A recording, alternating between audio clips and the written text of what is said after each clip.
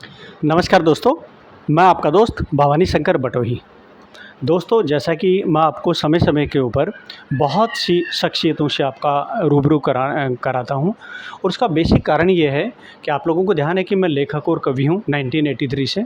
और मैं बहुत अलग तरह की जैसा कि मेरा चैनल का जो नाम है भवानी शंकर बटोही एक अनजान डायरी। अनजान डायरी जो है वो यहाँ पर आप लोगों को ध्यान होगा कि क्यों शामिल किया गया है, क्योंकि इस तरह की पर्सनालिटी से मैं आप लोगों को रूबरू कराने की कोशिश करता हूँ, जिनको आप अभी तक नहीं जानते होंगे या हो सकता है बहुत कम लेवल पर कुछ लोग जानते हों। लेकिन अगर उनके विचार या उनकी योजनाएँ अगर हम तक पहुँचें, तो निश्चित रूप से ना केवल हमारे पूरे राष्ट्रीय हित में रहेगा, बल्कि जन कल्याण में भी बहुत कुछ रहता है। आज दोस्तों मैं आपको जयपुर की एक विशेष शख्सियत से मिलाने जा रहा हूँ, अनीता गुप्ता जी। अनीता गुप्ता जी से पिछले काफ़ी समय से मेरा संपर्क है और अनीता गुप्ता जी जो हैं वो सामाजिक कार्यकर्ता हैं। और सामाजिक कार्यकर्ता के अंदर अगर मैं कहूँ कि जो है महिलाओं पर बहुत अच्छा काम कर रही हैं, प्रकृति पेड़-पौधों पर बहुत अच्छा काम कर रही हैं, महिलाओं के उत्थान, रोज़गार और उनके शिक्षण पर बहुत अच्छा काम कर रही हैं। तो आज हम लोग शुरुआत करते हैं अनीता गुप्ता जी के साथ में। नमस्कार साहब, अनीता जी मैम। नमस्कार भवानी जी। अनीता मैम, जैसा कि मैंने थोड़ी आपके बारे में बताया है, मुझे थोड़ा हल्का-सा ये बताने की कृपा करें कि आप जो हैं आपके थोड़ा परिचय दें और फिर साथ में ये भी कवर करें कि आप जो सामाजिक वर्किंग में वो किस तरीके से आपकी एंट्री हुई और क्या कुछ चल रहा है? भवानी जी, आपने बहुत अच्छा सवाल पूछा है, क्योंकि महिलाओं को जो पहले अपने समाज में जैसे बांध के रखा जाता था, वो अब लगभग ख़त्म हो गया है। और महिलाओं को आगे निकलने का मौका जो मिला है, ये मान लो कि जो उनके परिवार ने या उनके पति ने जो छूट दी है, वो एक बहुत अच्छी पहल करी है। और मैंने देखा महिलाओं ने उसका एक अच्छा फ़ायदा उठाया है। और मैं यही चाहती हूँ कि आगे भी, आज मेरी जैसे 3 बहुएँ हैं, तो मैं भी यही चाहती हूँ कि वो भी आगे बढ़ें और मेरे से ज़्यादा अच्छा नाम वो कमाएँ। अभी तो हो सकता है बच्चे मेरे नाम से जाने जा रहे हों, फिर मैं चाहूँगी मैं अपनी बहुओं के नाम से जानी जाऊँ। तो मुझे सबसे ज़्यादा खुशी होगी, हालाँकि भगवान ने मुझे बेटी नहीं दी, 3 बेटे ही दिए हैं। पर मेरी जो तीनों बहुएँ हैं, वो मेरी बेटियों से बढ़ के हैं और मेरी जान है। तो मैं चाहूँगी वो मुझसे ज़्यादा आगे निकले, तो मुझे तभी खुशी होगी। बहुत अच्छा लगा अनीता जी साहब। और थोड़ा-सा मैं एक बार हल्का-सा ये जानना चाहूँगा कि आपने बहुत अच्छा बताया कि महिला शक्ति ने अपने आप को प्रूव कर दिया है और महिला शक्ति को एक तरीके से हम लोगों को बहुत अच्छे से हमने स्वतंत्र रहनी ही चाहिए। लेकिन अगर किसी मायने में देखा जाए तो कुछ स्वतंत्रता के लेवल जो है वो कुछ बंदिशें ये कहें कि पुरातन जो चल रहे थे, उससे मान लीजिए वो विचार प्रॉपर नहीं थे। लेकिन आज जो है वो चीज़ हम लोग देख पा रहे हैं और उसी का नतीजा है कि आज अनीता जी साहब हमारे सामने जो बैठे हैं, वो उसी का परिणाम है कि आज ये जिस तरीके से सामाजिक एक्टिविटीज़ में काम कर रहे हैं, तो हम पिछले 5 सालों से तो रेगुलर मैं आपको मैं देख रहा हूँ। मैं थोड़ा-सा अनीता जी साहब ये जानना चाहूँगा कि आपकी सोशल जो है वो एंट्री कैसे हुई? आप सोशल समाज सेवा में एंट्री कैसे हुई? थोड़ा-सा एक बार एंट्री पर आप बताएँ। भवानी जी, कुछ समय पहले मेरे बच्चे बाहर पढ़ने चले गए थे, तो मेरे पास सारा दिन खाली समय रहता था। तो मैंने ये सोचा, या यूँ कह लीजिए, समय ने मुझे सोचने पर मजबूर कर दिया कि इस समय को अपन कैसे अच्छे कामों में लगा सकते हैं। तो कुछ मेरे परिवार ने मेरा साथ दिया, मेरे पति दीपक गुप्ता जी ने मेरा साथ दिया, कुछ मेरे श्याम बाबा ने मेरा साथ दिया, तो मुझे एक समाज सेवा की तरफ मोड़ दिया। आज मेरी एक एनजीओ है, संस्कृति सोशल क्लब, जिसका नाम संस्कृति सोशल वेलफेयर सोसाइटी है। तो वो मैंने खोल रखी है, जिसमें मैं कुछ कार्य ऐसे करती हूँ जिसमें महिलाओं को आगे लाना, उनका उत्थान करना, उनको उनका अस्तित्व को निकाल के समाज के सामने लाना। तो इस तरह के मैं काम कर रही हूँ। काफ़ी महिलाएं मेरे से जुड़ी हैं, जो पार्षद भी बन गई हैं, जो आगे बड़े-बड़े ओहदों पर गई हुई हैं। मुझे खुशी है कि आज वो मुझसे जुड़ी और अच्छी पोस्टों पे काम कर रही हैं। और आगे भी मेरे पास बहुत बड़ा एक लेडीज़ का ग्रुप है। लेडीज़ क्या, पुरुषों का भी ग्रुप है, क्योंकि पुरुष स्त्री के बिना आधा है और स्त्री पुरुष के बिना आधी है। तो मेरा मानना ये है कि अभी सावन का पावन मास चल रहा है, जिसमें आपको पता है जो शिव जी का महीना चलता है, और वो भी अर्धनारीश्वर के नाम से जाने जाते हैं। तो आप समझ सकते हैं कि बिना नारी पुरुष अधूरा और बिना पुरुष नारी अधूरी। तो मैं यही कहना चाहूँगी कि अपने को मिल के काम करना। मेरे साथ काफ़ी पुरुष भी जुड़े हुए हैं मेरे कार्य में, और मैं उन सबका धन्यवाद करती हूँ, जो महिलाएं और जो पुरुष मेरे साथ लगते हैं और मेरे कार्य में मुझे आगे बढ़ाते हैं। तो भवानी जी, आपका भी मैं धन्यवाद कर रही हूँ कि आपने मुझे मौका दिया और अपने साथ जोड़ा। बहुत बढ़िया मैम। और हमारा तो प्रयास हमेशा यही रहता है कि बिल्कुल वो डायरियाँ जो जिन डायरी के अंदर बहुत वेटेज है, बहुत मूल्य है उन डायरियों का, वो पब्लिक तक पहुंच पाए, यही प्रयास है और ये आशा करता हूं कि बना रहेगा। थोड़ा-सा आप ये बताएं कि अभी सोशल जो कर रहे हैं उसमें किस तरह की क्या कुछ एक्टिविटी कर रहे हैं, थोड़ा-सा उसको बताएं। और आपसे अगर जो भी महिला शक्ति है या जो भी अभी आप मेरे को बता रहे थे कि आप समर कैंप्स वगैरह भी लगा रहे हैं, तो समर कैंप बताएं, महिलाओं के लिए बताएं, और अगर आपसे कोई जुड़ना चाहें तो कैसे जुड़ें, ये 2-3 थोड़ा-सा आप कवर करें। भवानी जी, मेरे को पिछले 25 साल हो गए हैं ये समाज सेवा करते हुए, जिसमें मैं हर साल निःशुल्क बच्चों के लिए समर क्लासेस लगाती हूँ, जिसमें मेरे पास 700 से 800 बच्चे आते हैं, जिसमें हम drawing, paper meshy, English स्पोकिंग, acupressure, cooking, beautician और भी बहुत अधिक चीज़ें सिखाते हैं। जो शायद आप लोग ये जानते होंगे कि आज के समय में आपने देखा होगा कि लड़कियां जो है घर से के काम से दूर होती चली जा रही हैं। मेरा सोचना ये है कि ये जो मैं समर क्लासेस लगाती हूँ, इसमें लड़कियों को ये चीज़ सिखाई जाए कि घर, अगर आप बाहर निकल रही हैं, बाहर के काम कर रही हैं, तो घर भी उनके लिए ज़रूरी है, घर भी फर्स्ट प्रायोरिटी है। मेरी सोच ये नहीं है कि लड़कियों को घर में बांधना है, पर घर भी उनकी प्रायोरिटी है। तो मैं ये कुकिंग वगैरह जो सिखवाती हूँ बच्चियों को, इसीलिए सिखाती हूँ कि अगले घर जाएँ तो बच्चियाँ कुछ सीख के जाएँ। इसमें मेरे पास लड़कियाँ, महिलाएं और बच्चियाँ ही आती हैं, जिसमें डांस वगैरह भी सिखाया जाता है। इनका जब आखिरी दिन, 15 दिन की मेरी क्लास होती है साल में एक बार, और जब आखिरी दिन होता है तो इन बच्चों ने जो परफॉर्मेंसेस सीखी होती है, ये जो कलाकृतियाँ बनाई होती है, उनकी एक एग्जीबिशन लगती है कि ताकि लोगों को पता चले कि 15 दिन इन्होंने वेस्ट नहीं करे, और वो जो छुट्टियों के दिन होते हैं वो इन्होंने बहुत अच्छे यूज़ करे हैं। इसके साथ मैं गरीब बस्तियों में भी जाती हूँ, वहाँ पर भी उनको कुछ शिक्षा का देती हूँ, और कुछ उनकी जो ज़रूरतें होती है वो भी हम कोशिश करते हैं पूरी करें। कोरोना काल में भी हमने खूब काम किया है।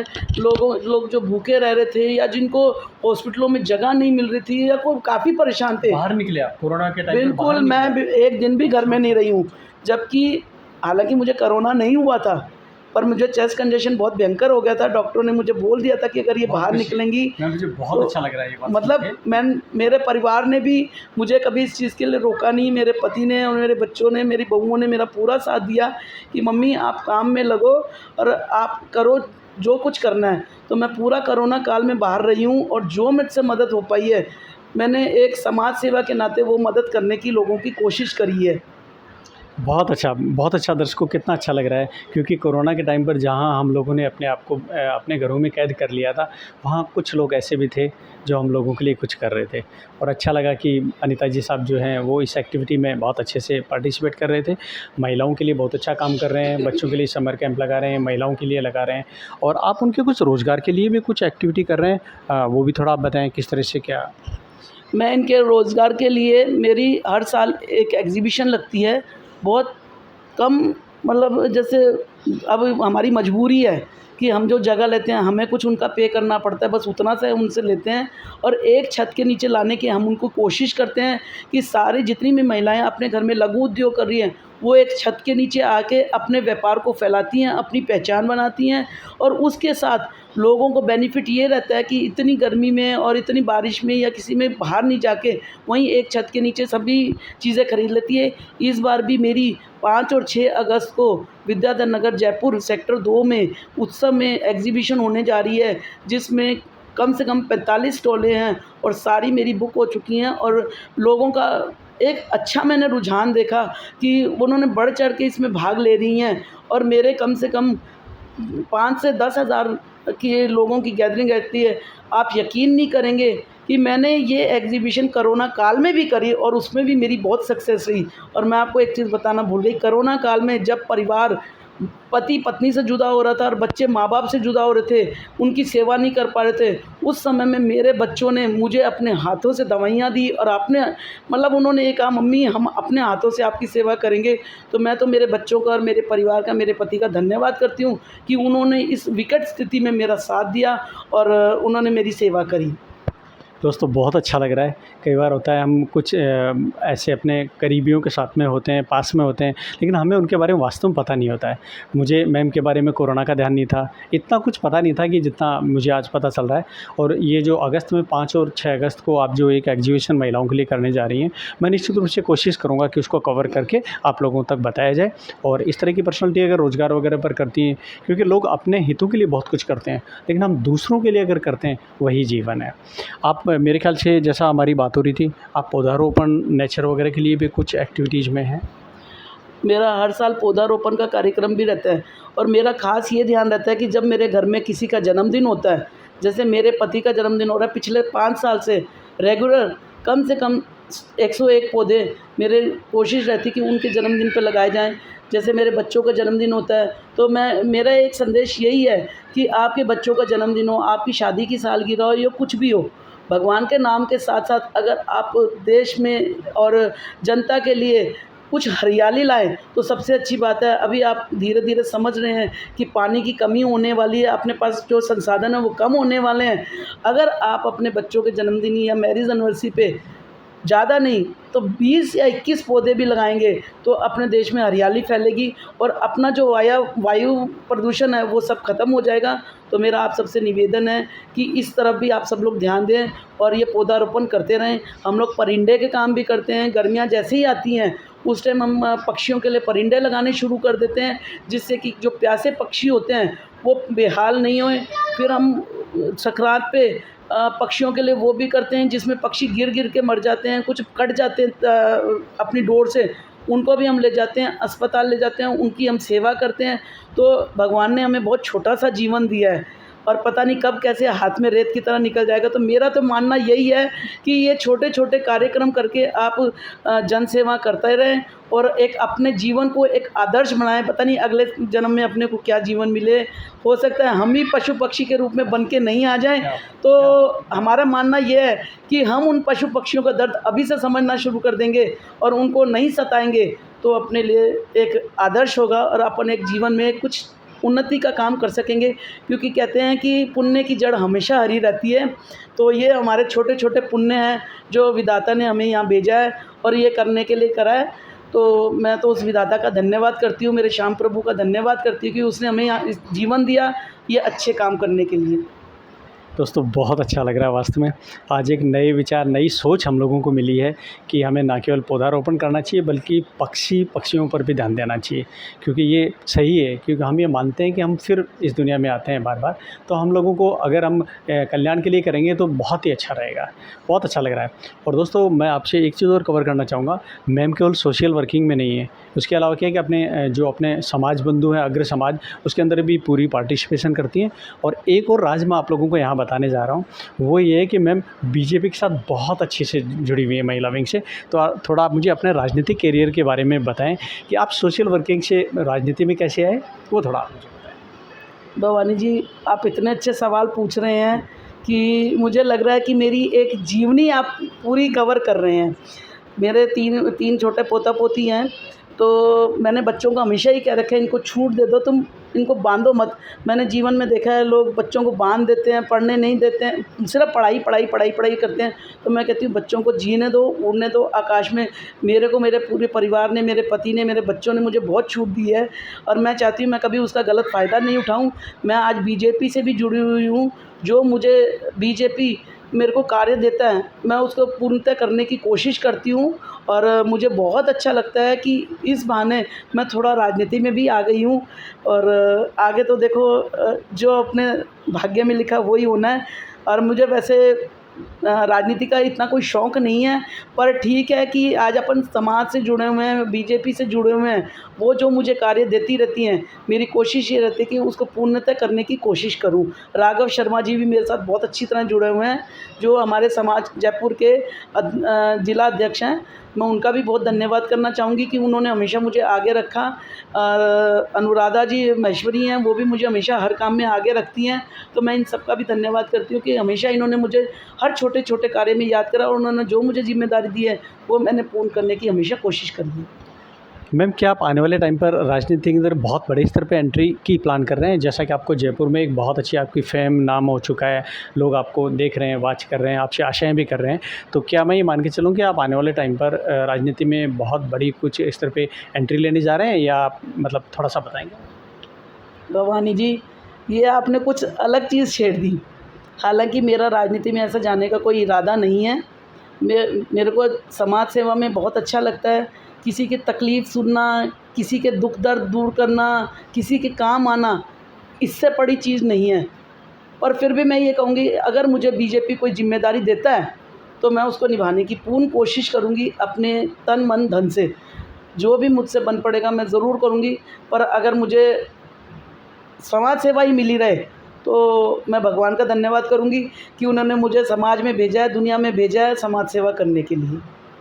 बहुत बढ़िया मैम, बहुत अच्छा लगा मुझे। कोई लास्ट में थोड़ा हम चाहेंगे, कोई ऐसा संदेश आप देना चाहेंगे, कोई अपनी आगे की रणनीति कुछ बताना चाहेंगे, या फिर आपसे अगर कोई आपसे मैम से अगर कुछ जुड़ना चाहें, तो मैं पहले ही थोड़ा-सा एक बार बता देता हूँ। मैम के पीए के नंबर मैं डिस्क्रिप्शन में दे दूँगा। आप जो भी कोई जुड़ना चाहते हैं, तो पीए साहब से जो है संपर्क कर सकते हैं, और बहुत अच्छे से जो एक्टिविटीज़ में ज़ाहिर है कर रहे हैं। तो मैं थोड़ा-सा भावी कुछ विचारों के बारे में और कोई संदेश एक छोटा-सा दे पाएँ। पहले मैं थोड़ा-सा अपने क्लब के बारे में बता देती हूँ। मेरा संस्कृति सोशल क्लब है, जिसमें हम साल की काफ़ी एक्टिविटीज़ करते हैं। सोशल भी करते हैं, सामाजिक भी होती है, धार्मिक भी होती है और सभी तरह की होती है। जैसे हम तीज का प्रोग्राम भी मनाते हैं, तो होली दिवाली भी मनाते हैं। हम नंदोत्सव भी मनाते हैं, तो फाग उत्सव भी मनाते हैं। हम गरीबों के लिए भी करते हैं, तो हम समर क्लासेस भी करते हैं। एग्ज़िबिशन करते हैं, तो हम परिंदे भी लगाते हैं।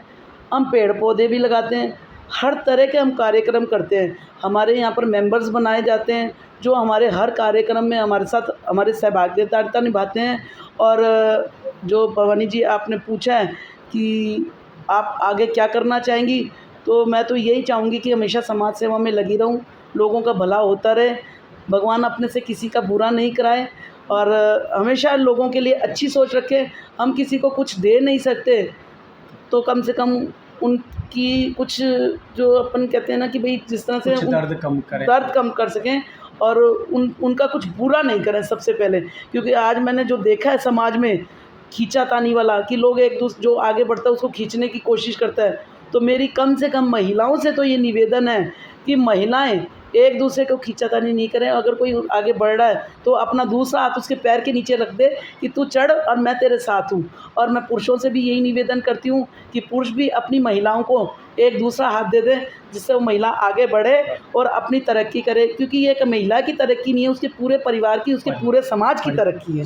पूरे समाज की, पूरी यूनिवर्स का जो है वो बैलेंस है, तरक्की, बिल्कुल सही। आज आपने देखा है कि जो महिलाएं हैं, वो दुर्गा का रूप भी है, तो माँ काली का रूप भी है, सरस्वती का रूप भी है, तो लक्ष्मी का रूप भी है। तो इसीलिए मैं तो सबसे यही निवेदन करती हूँ कि नारी शक्ति को आगे लाएं, उनको उनके में जो उनकी प्रतिभाएं छुपी हुई हैं, उनको आगे लाएं लोगों के प्रति, और उनके साथ कंधे से कंधा मिला के सभी पुरुष काम करेंगे, तो महिलाएं और आगे बढ़ेंगी। और मैं महिलाओं से ये कहना चाहूँगी कि वो भी अपनी ज़िम्मेदारी को नकारे नहीं।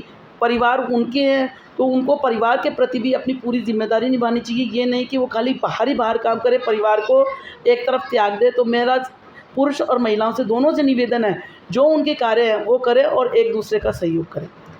मैम, हमें ना केवल इतनी सारी जानकारी मिली, हमें एक जीवन दर्शन भी मिला है परिवार के बारे में, कि परिवार जो है वो रियल मायने में किस तरीके से और अच्छे से जो है हम लोग एक बैलेंस बनाते हुए पति पत्नी, कपल्स, परिवार, बच्चों का ध्यान वो सब रख सकते हैं। दोस्तों, बहुत अच्छा लगा, एक अलग पर्सनैलिटी, एक अलग सोच से आज मुलाकात हुई है। और इसी तरह का हमारा प्रयास रहता है कि हम लोग मैं आपको जो है अपने चैनल के थ्रू लोगों से इस तरह की पर्सनैलिटी से मिलाता रहूँ। अब आपसे मैम एक छोटा सा लेना चाहूँगा, एक नई चीज़ हम लोगों ने चालू की है एक इंटरव्यू के तुरंत बाद में, और कुछ लोगों के क्वेश्चन आए थे और मेरी भी बड़ी इच्छा थी उसको कवर करना चाहूँगा। मैं एक क्वेश्चन पूछना चाहूँगा आपसे, जीवन क्या है? भवानी जी, जीवन कुछ भी नहीं है ऐसे माना जाए तो, और देखोगे तो आप बहुत बड़ी चीज़ है। जीवन एक कला है और जिसने ये कला सीख ली उसके बाद कुछ भी नहीं है। तो इसको अगर आप खुश होके जिएँगे और एक मतलब आप आनंद से जिएँगे तो जीवन जीवन है, और नहीं तो फिर जीवन कुछ भी नहीं है, कुछ भी नहीं है और कुछ भी नहीं है।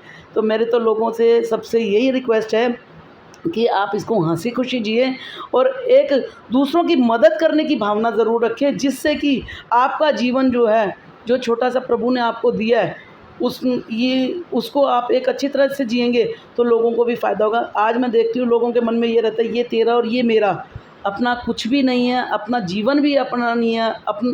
हम जो है भगवान के घरों में रह रहे हैं। लोग कहते हैं घर मेरा दुकान मेरी, मैं ये कहती हूँ ना घर मेरा, ना दुकान मेरी, ना बच्चे मेरे, ना कुछ मेरे, सब भगवान के दिए हुए हैं।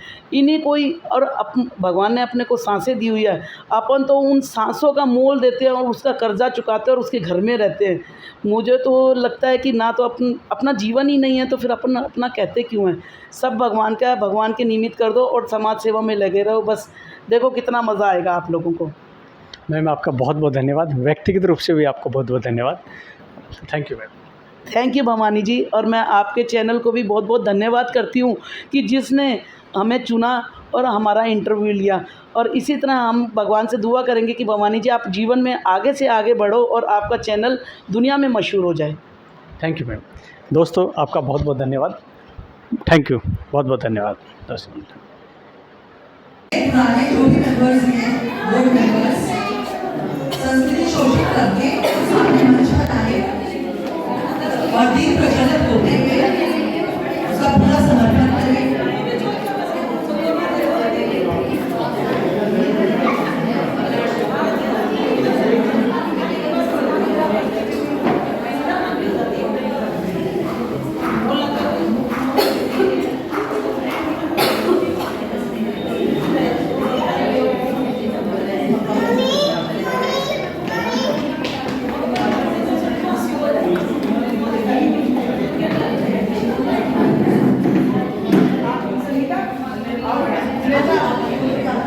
Board members